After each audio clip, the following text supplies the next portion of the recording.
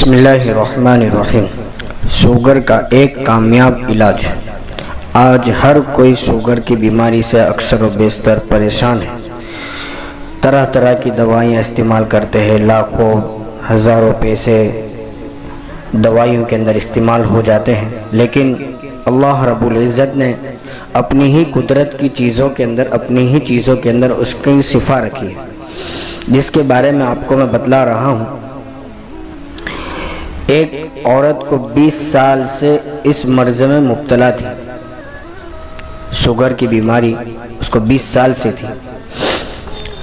कई दवाई इस्तेमाल करी, लेकिन अल्लाह रब्बुल इज़्ज़त ने जो चीज़ें दी है, जब उसने इस चीज़ को इस्तेमाल किया, अल्लाह ने उसकी 20 साल की इस बीमारी से शिफा अता फरमाई।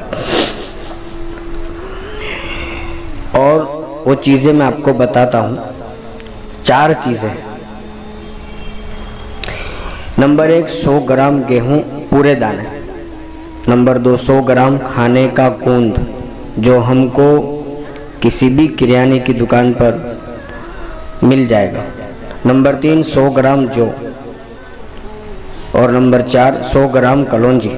इन तमाम चीज़ों को सुबह 5 गिलास पानी शीशे के बर्तन में लेकर भिगो दें, फिर शाम को 10 मिनट तक उसको उबालें।